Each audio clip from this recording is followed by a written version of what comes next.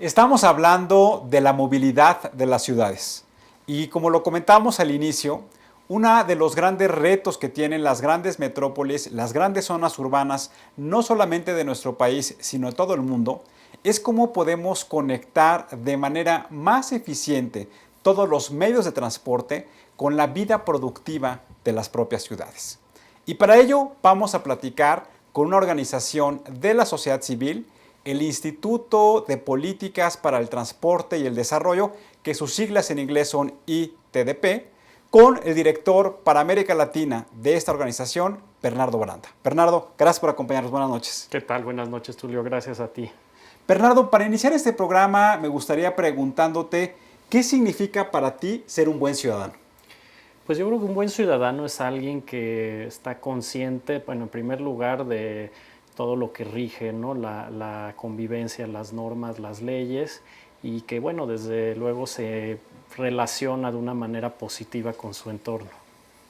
Bernardo, un poco aquí hemos platicado en este programa de cómo los ciudadanos podemos asumir un rol mucho más activo para mejorar no solamente la vida productiva de las ciudades, sino para mejorar nuestra propia calidad de vida en las actividades cotidianas que tenemos dentro de las ciudades. Y claramente cuando platicamos con gente como tú, con gente con la que trabaja aquí con nosotros en el estudio, pues el tema de la movilidad, de transportarse de la casa a la oficina, de la oficina a la escuela, de la escuela a recoger los hijos a las clases por la tarde, se convierte en un dolor de cabeza. Platícame qué es lo que está haciendo ITDP para tratar de mejorar y sobre todo imaginar cómo mejorar la movilidad. Sí, bueno, nosotros básicamente lo que buscamos es soluciones que ataquen la problemática de la movilidad, ¿no? Entonces, las ciudades se parecen bastante en el sentido de que tienen en común que cada vez la gente se pasa más tiempo transportándose. El transporte se está volviendo el principal emisor de fuentes de gases de efecto invernadero. El tema de los accidentes de tránsito también es otra de las externalidades o las consecuencias de transportarnos. Entonces nosotros buscamos ayudar a gobiernos a desarrollar proyectos que ayuden a que tengamos un mejor transporte público, que sea de calidad, que podamos desde luego servir a los que ya usan el transporte público, pero también atraer a más usuarios.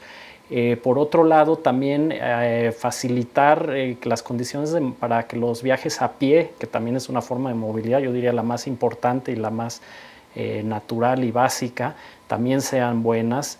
Al igual que el transportarse en bicicleta, ¿no? Todo eso aunado a que el desarrollo urbano esté más integrado con los sistemas de transporte público es lo que básicamente tratamos de hacer y a través de propuestas, de estudios, inclusive pues de las redes sociales, buscamos que más gente se involucre en este tipo de iniciativas y que seamos más críticos, pero también más exigentes y más participativos, ¿no? Hemos visto que en los últimos años las grandes inversiones públicas en materia de infraestructura urbana han estado fundamentalmente orientadas cuando hablamos de la movilidad a privilegiar el uso del automóvil. Este tema de que siempre decimos hoy, la ampliación de las grandes avenidas, la construcción de segundos pisos, la transformación de algunas pequeñas avenidas en grandes avenidas.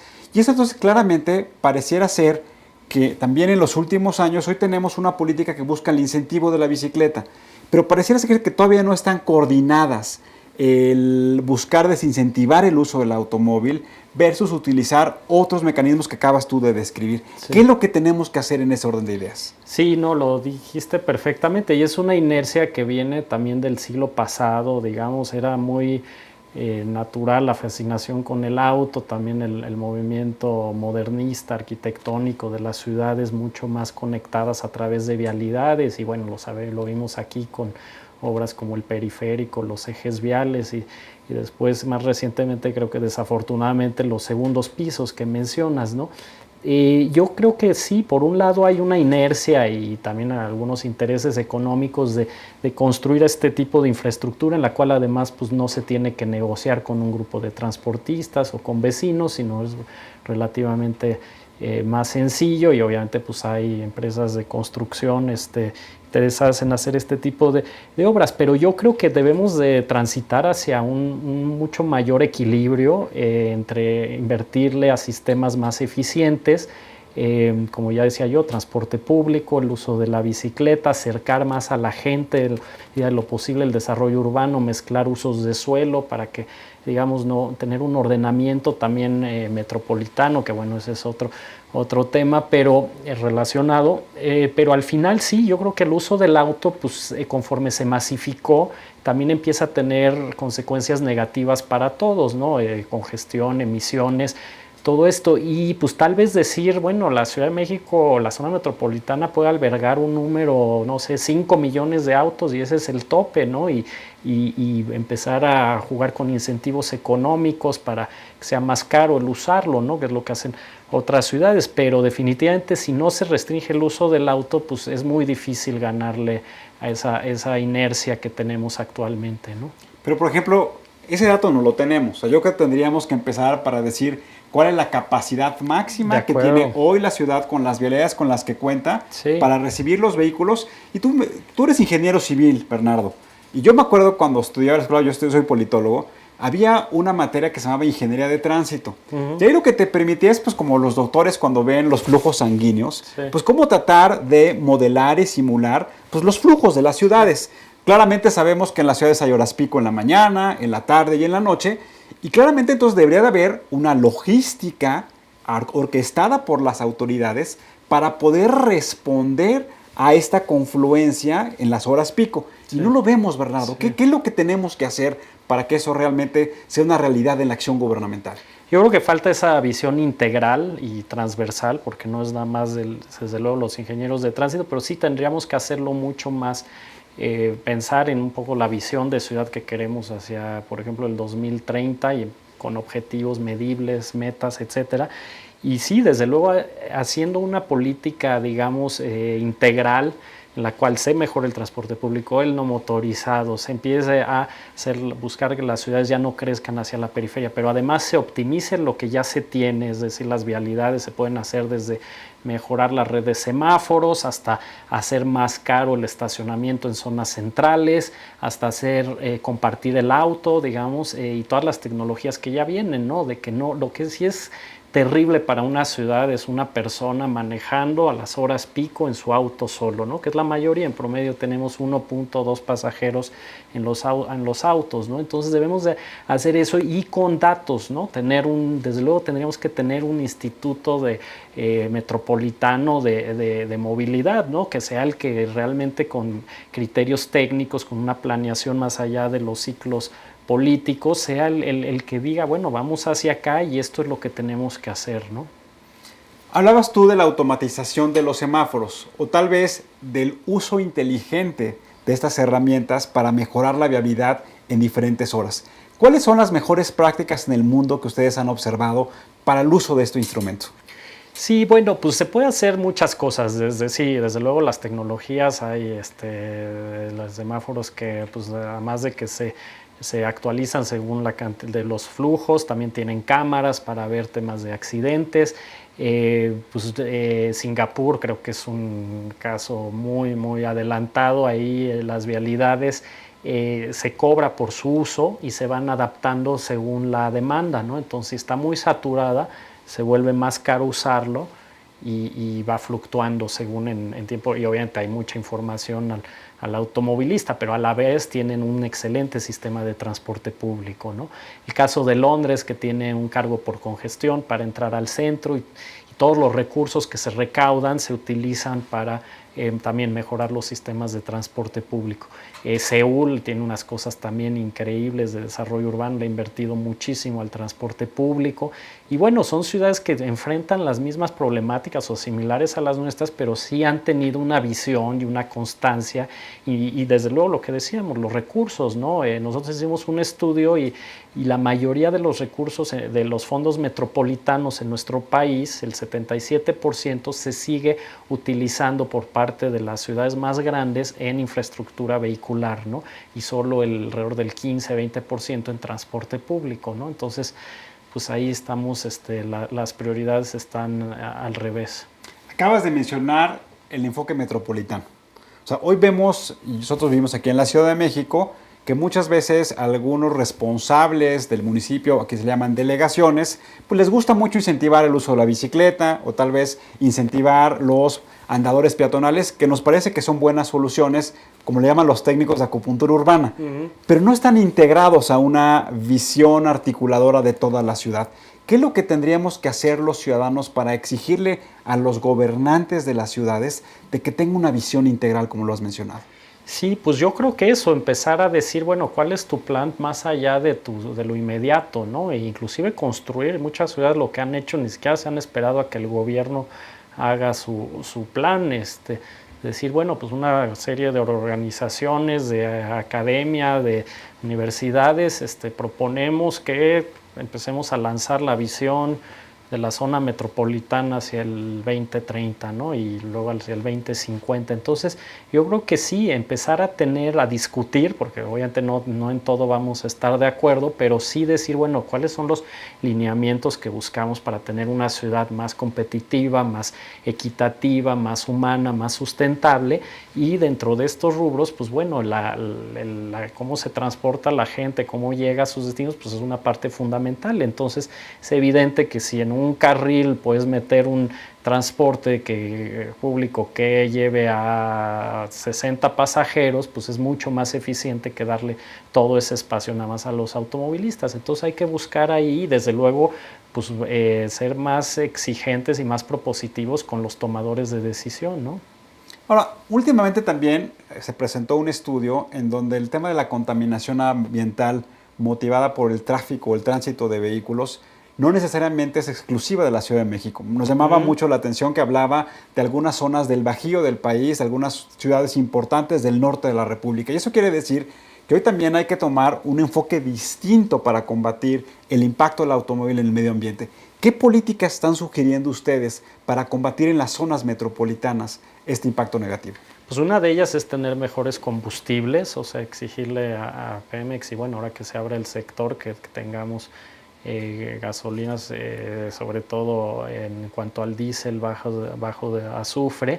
Ser más exigentes, creo que una de las buenas prácticas de aquí, de la zona metropolitana de la Ciudad de México, es la verificación, hacerla, y bueno, eso ya se ha ido mejorando, pero sí, definitivamente en algunas otras zonas del país también yo creo que empiezan a requerir que los ciudadanos vayan y verifiquen su auto, aunque bueno, pues no sea, pueda causar molestia. La verdad es que pues es algo que es por el bien de todos. Desde luego incentivar que cada vez vayamos hacia tecnologías más modernas, pues ya los autos híbridos y eléctricos están muy cercanos, pero sin perder a la vista de que eso, o sea, eso no va a ser la única solución, ¿no? Hay también temas de congestión, desde luego también de equidad, no todo el mundo puede comprar un auto eléctrico, en fin, hay que hacerlo con una serie de medidas que acompañen y sin dejar de lado que no se puede, digamos, esa decisión que se hizo hace unos años de que ya no se pague la tenencia, bueno, pues a lo mejor fue muy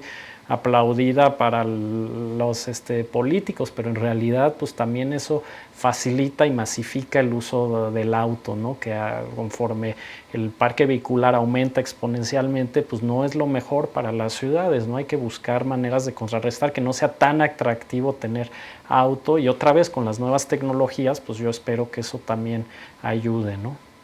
Bernardo, hoy también hemos visto en las ciudades cómo ha proliferado el uso de la bicicleta.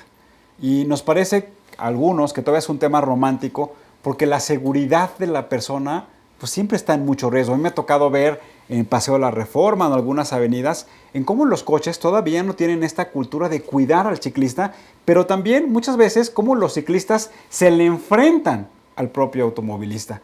Tú eres un ciclista habitual. Platícanos cómo tomaste esta idea de transportarte casi todo el tiempo en bicicleta.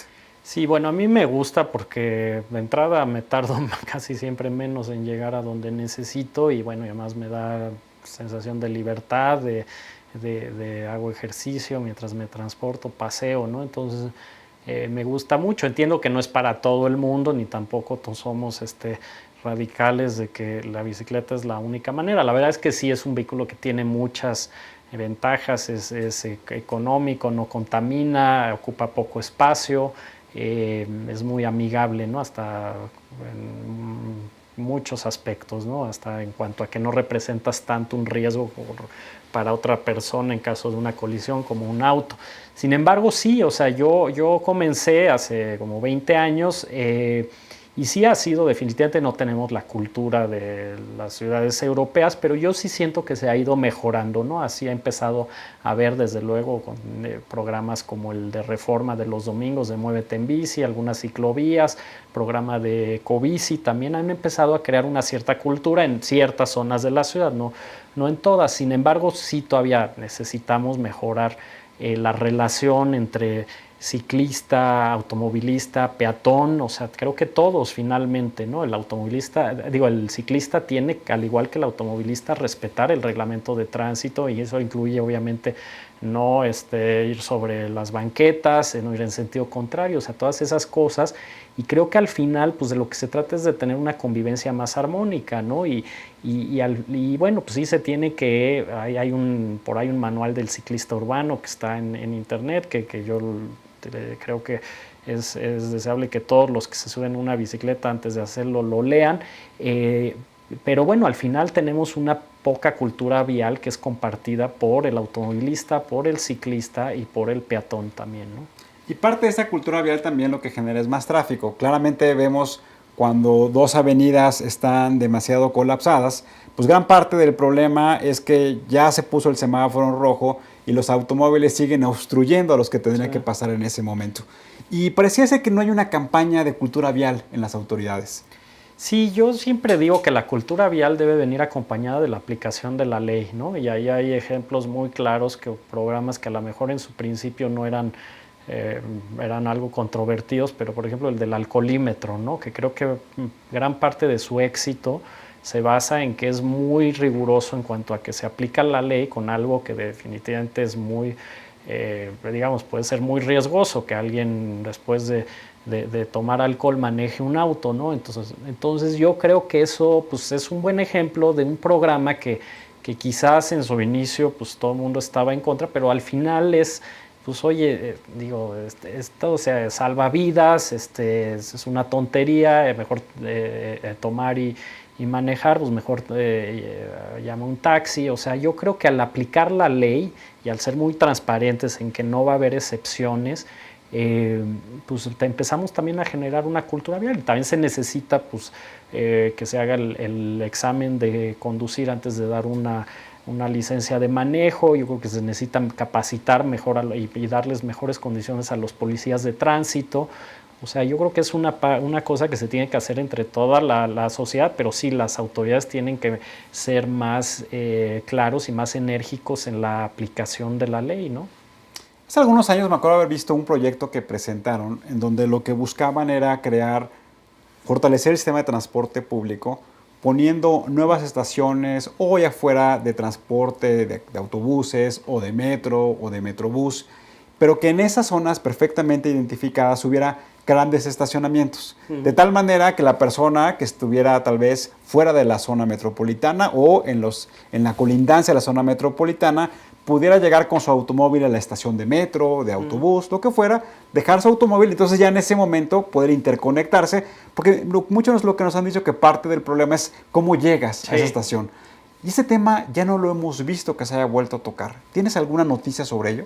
Pues sí, yo espero que ahora con lo de los anuncios de la CAME también empecemos a retomar este tipo de iniciativas de cómo acercar la gente a la centralidad, ¿no? Sabemos que la mayoría de los viajes se hacen hacia el centro de la ciudad, hacia concretamente la delegación Cuauhtémoc, Miguel Hidalgo, Benito Juárez y parte del Álvaro Obregón, es donde se hacen la gran mayoría de los viajes. Entonces sí sería deseable, sobre todo en estas zonas periféricas, pues tener estacionamientos para autos, y yo diría que también para bicicletas. En el caso del suburbano del Estado de México también empezaron a poner biciestacionamientos y se saturaron, ¿no? Entonces sí, yo creo que este tipo de cuestiones que mencionas que se hacían antes, Pues creo que sí, conforme nos hemos ido fragmentando en cuanto a las competencias a nivel estatal, delegacional, municipal, y también creo que el gobierno federal tendría que tener un papel más importante en el ordenamiento del transporte en las ciudades y en el desarrollo urbano, que ya lo empezó a hacer un poco con la creación de la SEDATU, pero todavía tendríamos que alinear más los incentivos a que se hagan este tipo de cosas, porque además pues, sabemos que el gobierno federal generalmente es el que canaliza los recursos y pues, se pudiera dar incentivos para que se hagan más que este tipo de proyectos, ¿no? Bueno, también hoy está la discusión de los famosos centros de transporte multimodal, en donde se concentran las grandes estaciones del metro, y hablo del caso de la Ciudad de México, en donde confluyen millones de personas al día. Y eso abre otra discusión, abre la discusión de cómo armonizar un centro ordenado para combatir el comercio informal que se pone alrededor, pero también para poder armonizar la convivencia con los vecinos que lo identifican en muchos casos como una irrupción a la tranquilidad de la zona, a las características propias de esas zonas habitacionales. ¿Cómo poder armonizarlo, Bernardo? Yo creo que con buenos proyectos, también la parte del gobierno tenga muy claro digamos, qué es lo que quiere para la ciudad, o sea, siempre pensando el beneficio y en primer lugar, pues es la funcionalidad de los sistemas de transporte, ¿no? Creo que el hecho de que llegue una persona en metro, por ejemplo, el metro Chapultepec, y para tomar otro transporte se tarde mucho tiempo, pues no es algo que funcione bien. Entonces, si se puede hacer de una manera con buen diseño, atrayendo inversión privada, pero desde luego también teniendo en cuenta las necesidades, las opiniones de los vecinos y sobre todo invirtiéndole al espacio público, yo creo que nadie, o sea, ningún vecino va a estar en contra de que le quiten una base de microbuses y se vuelva más bien un espacio mucho más funcional, estético, y digamos, hay mucho potencial ahí, ¿no? Yo creo que sí se debe de seguir haciendo, pero sí inclusive siendo más abiertos con los proyectos, presentándolos a la ciudadanía, que se puedan enriquecer a partir de la opinión, y creo que todos queremos estaciones mucho más modernas donde haya comercio. Yo diría en algunos casos también se puede empezar a plantear que haya vivienda inclusive, ¿no? O sea, ya tenemos un déficit de vivienda, sobre todo vivienda social en zonas bien conectadas o bien ubicadas. Entonces también en algunos otros países, ciudades, lo que hacen es que el gobierno también esa parte la concesiona a cambio de que haya algún tipo de vivienda para personas de menores recursos, ¿no? Y creo que con buenos diseños, buenos proyectos se puede hacer. ¿Hay algún instrumento que hoy están utilizando? Lo leí hace un poco, que lo están utilizando en Río de Janeiro ahora que van a ser las Olimpiadas, en donde lo que buscan es que el gobierno de la ciudad, o en su caso el gobierno nacional, al poner una inversión y asociarse con el sector privado, lo que buscan es que la plusvalía sea compartida, sean beneficios sobre todo de los que menos tienen. Esos instrumentos, ¿cómo los podríamos aplicar al caso de México? Pues es muy interesante lo que estás diciendo. Sí, es básicamente, imagínate en un CETRAM, pues decir, bueno, yo a ti como privado te voy a dar la concesión de toda esta zona, o bueno, de una parte, pero a cambio pues tú vas a tener que invertirle en el espacio público, ¿no? Que quede un espacio público con estas características, que sea gratuito, que haya wifi, que haya lugares donde la gente se pueda sentar, donde pueda convivir, o inclusive pues llevarlo más lejos, decir, bueno, pues vamos a crear, no sé, un fondo de movilidad, todos los desarrollos de Reforma, a cambio de que no necesites construir tanto estacionamiento. Ese recurso que ibas a hacer para los cajones de estacionamiento se van a un fondo de movilidad que van a ayudar a tener un sistema de transporte público en Reforma de primer mundo, ¿no? Entonces yo creo que ahí los desarrolladores están dispuestos, pero además su inversión va a ser más rentable al tener mejores espacios, y sí, creo que todos estos instrumentos que mencionas los vamos a ver más a futuro y más sofisticados, ¿no? Pero siempre teniendo en cuenta que el beneficio debe ser para la ciudad, para las personas de menores recursos, y de una manera inteligente y con buena participación ciudadana, ¿no?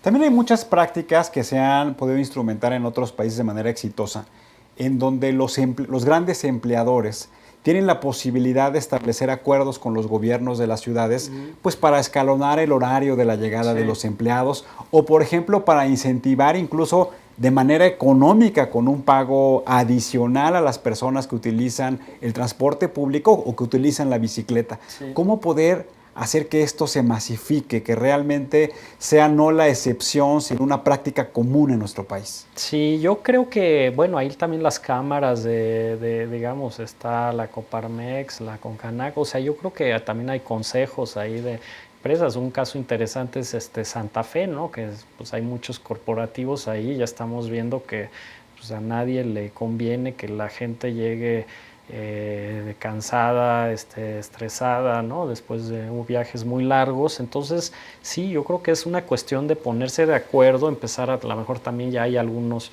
o corporativos y oficinas de allá que tienen, por ejemplo, pues camionetas que salen también del metro. Pero sí se podría empezar a jugar con horarios, con dar incentivos para, no sé, decir, dentro de tu salario también incluye una tarjeta con tantos números de viajes de metro, metrobús. Quien no use estacionamiento pues tiene se pueden no sé, dar incentivos para que haya lugares para estacionar bicicletas.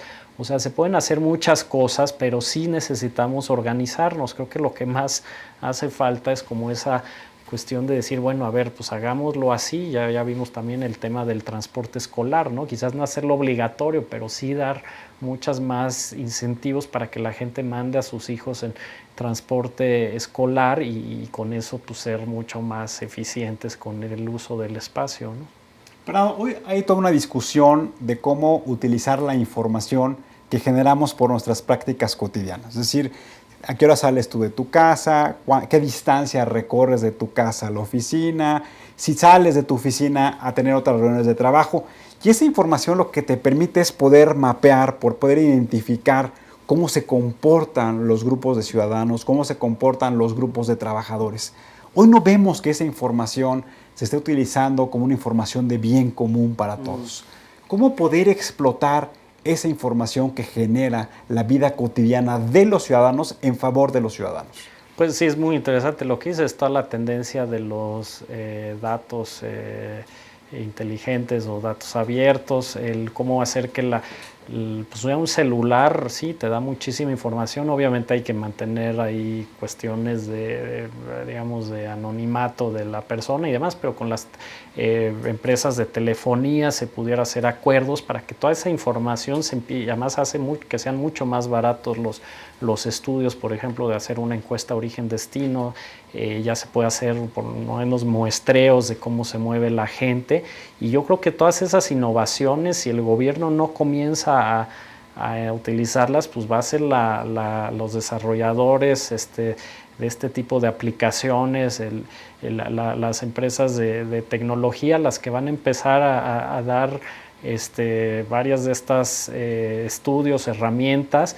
Y es muy interesante todo lo que viene con esto, pero el gobierno también tendría que tener un área, bueno, la tiene en el caso de la Ciudad de México, laboratorio de la Ciudad de México, pero empezar a tener, digamos, este tipo de información concentrada, y lo que hacen muchas ciudades es inclusive datos abiertos, ¿no? Y dejar ahí que la gente haga sus aplicaciones, sus mapas, en fin, ¿no? Tener ahí pues sí, va a hacerse valer de toda la tecnología que tenemos hoy en día y que ya la empezamos a ver en algunas cosas como los servicios de taxi tipo Uber, Easy Taxi, todos estos, pero que se puede hacer a un nivel mucho mayor, y que creo que hoy un celular te da más movilidad que una de las llaves de un auto, ¿no? Entonces también todo eso es muy interesante, y hacia futuro creo que vamos a ver más y más, ¿no? Bernardo, estamos concluyendo. Para terminar, me gustaría preguntarte 3 recomendaciones prácticas que le harías a un ciudadano para mejorar la movilidad de las ciudades. Pues una de ellas es que no crean que el auto es la única manera de llegar, ¿no? A veces puede ser mucho más rápido, mucho más divertido utilizar una bicicleta, un transporte público. También creo que es algo que a todos les pudiera que lo intenten, ¿no? Por un lado. Por otro, pues que seamos mucho más corteses, mucho más respetuosos del otro, ya sea siendo automovilista, siendo ciclista, siendo peatón. Creo que al final pues es una ciudad en la que todos convivimos, y bueno, y al final pues digamos el ser agresivo o el tener actitudes riesgosas pues no lleva a nada bueno, y simplemente piensen que pudiera ser alguien, ¿no?, de su familia que esté del otro lado, ¿no?, de riesgo. Entonces que tengan esa conciencia. Y bueno, y finalmente pues decir que las ciudades con todos sus problemas y complejidades y demás, pues siguen siendo lugares muy interesantes para vivir, donde hay más innovación, donde hay realmente más oportunidades. Entonces yo sí soy, a pesar de todos los problemas que tenemos, soy un optimista de que las ciudades, y no va a ser la excepción la Ciudad de México, se va a reinventar, y estamos viendo eso, y finalmente el fenómeno urbano ya está aquí para quedarse, y pues hagamos todos, depende de todos nosotros, que hagamos mejores entornos, ¿no? Bernardo, muchas gracias por acompañarnos. Gracias por el trabajo ciudadano, tanto tuyo como de ITDP. Muchas gracias, al contrario, Tulio, gracias a ti. Amigos, nos quedamos con la idea, como mencionaba Bernardo, de que también está en nosotros mismos tener la capacidad de cómo transformar el sistema de movilidad de las ciudades. Hagamos un ejercicio mental de cuáles son nuestros propios hábitos de movimiento, como si nos atrevemos a utilizar el transporte público, si utilizamos el transporte público, si el respeto y la convivencia armoniosa es el eje de nuestro actuar dentro del transporte público. Pensemos si tuviéramos la posibilidad de utilizar una bicicleta para transportarnos a algún cercano, si queremos asumir ese riesgo y queremos también ser buenos ciclistas, buenos automovilistas, buenos peatones. Muchas gracias por acompañarnos el día de hoy, y recuerden, ante todo, seamos buenos ciudadanos. Hasta la próxima.